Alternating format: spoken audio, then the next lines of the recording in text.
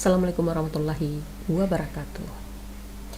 Rasanya sudah 2 minggu perjalanan progres kegiatan penulisan karya ilmiah pengabdian kita. Tentu sudah banyak yang melakukan beberapa kegiatan-kegiatan dalam rangka penulisan karya ilmiah pengabdian tersebut. Namun sebelum jauh melangkah, tentu perlu terlebih dahulu ada beberapa hal yang perlu diperhatikan. Di antaranya adalah samakan persepsi dalam satu kelompok. Ini penting, menyamakan pandangan kita dalam satu kelompok itu sangat penting sekali. Boleh jadi di kelompok lain berbeda lagi pandangannya. Kenapa kata saya penting menyamakan persepsi satu kelompok? Karena artikel-artikel yang saudara tulis itu akan disatukan menjadi sebuah buku. Oleh sebab itu harus ada sama persepsinya masing-masing kelompok itu dalam penulisan artikel karya pengabdian tersebut. Artinya apa? Dalam satu buku itu tidak boleh artikel itu gayanya, penulisannya berbeda-beda. Karena satu buku itu sistemnya harus sama, tidak berbeda-beda. Nah, apa yang harus disamakan persepsi daripada masing-masing kelompok itu? Pertama, ini sudah dari awal, tema dan judul itu harus sesuai dengan prodi. Itu sudah clear di minggu pertama. Yang selanjutnya yang disamakan persepsi adalah penulisan sistematika artikel. Jadi masing-masing orang harus taat dan tunduk terhadap ini dalam satu kelompok. Buatlah aturan oleh kelompok itu sendiri. Aturan penulisan, susunan yang ada dalam artikel itu apa? Masing-masing kelompok berhak untuk menentukan itu supaya dalam satu buku itu artikelnya sama bentuk penulisannya. Kemudian juga harus diperhatikan penulisan rujukan, daftar pustaka harus sama. Kalau satu artikel itu dia body note, ya semuanya harus body note.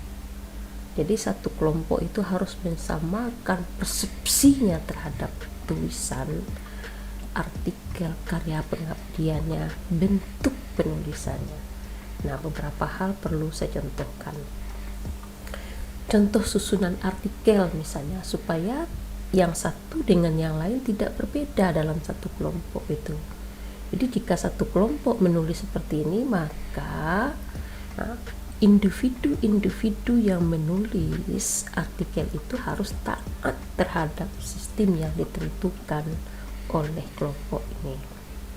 Misalnya susunan artikel itu ada judul, ada nama penulis, disebutkan atau tidak prodinya, disebutkan atau tidak emailnya, kemudian ada abstrak, kata kunci, pendahuluan, pembahasan, simpulan, daftar pustaka, CV penulis. Mungkin ini susunan daripada artikel. Di kelompok lain mungkin juga menyusun dalam bentuk yang lain. Yang penting dalam satu kelompok itu harus sama di masing-masing individu itu menulisnya. Sebab tidak bisa dalam satu buku itu berbeda-beda penulisannya. Oke, ini harus diperhatikan betul supaya masing-masing yang menulis artikel dalam satu kelompok itu memiliki kesamaan. Oke, contoh-contoh aturan penulisan misalnya.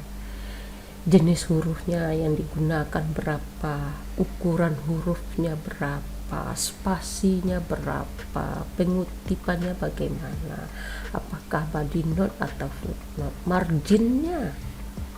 Jadi individu-individu yang ada dalam satu kelompok yang menulis artikel itu harus sama, kata saya harus tunduk dengan aturan kebersamaan itu. Kemudian contoh kutipan, ada pengutipan namanya body note, ada footnote, itu harus sama, tidak bisa berbeda dalam satu kelompok. Kalau kita satu kelompok itu sudah memutuskan body note, maka seluruh yang ada dalam kelompok itu harus cara pengutipannya body note. Begitu pula jika dalam satu kelompok itu pengutipannya ditulis dengan footnote, maka semuanya harus footnote. Tidak boleh yang satu footnote, yang satu lagi body note, tidak boleh. Artinya apa? Jadi dalam satu buku itu harus ada kesamaan, jangan berbeda-beda. Jadi dari awal ini kelompok harus menyamakan persepsi untuk itu. Kemudian lagi contoh penulisan daftar pustaka. Jika kita lihat panduan penulisan daftar pustaka itu ada bermacam-macam gayanya atau stilnya atau caranya. Ada misalnya gaya APA, American Psychological Association Style. Saudara bisa lihat, cari subjek di Google karena cara penulisan itu. MLA dan seterusnya harus sama. Daftar pustaka gimana cara menuliskannya? Kalau satu APA, maka kalau sudah APA semuanya APA, semuanya dalam satu kelompok itu. Jadi tidak boleh berbeda-beda. Ini yang harus diperhatikan oleh kelompok ini. Jadi di kelompok lain mungkin dia berbeda dengan kelompok yang lain, tetapi dalam satu kelompok itu harus sama, tidak boleh berbeda-beda.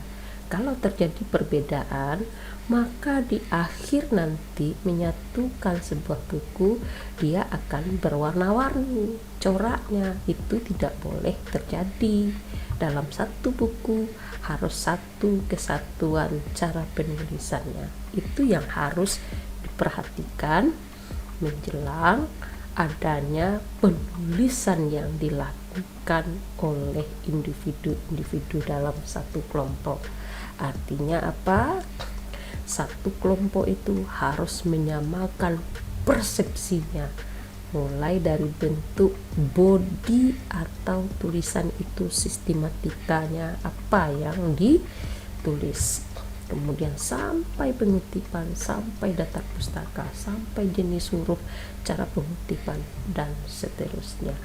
Mudah-mudahan ini ada manfaatnya. Atas perhatiannya saya ucapkan terima kasih, semangat terus. Mudah-mudahan apa yang dikerjakan bisa terlaksana tepat pada waktunya. Assalamualaikum warahmatullahi wabarakatuh.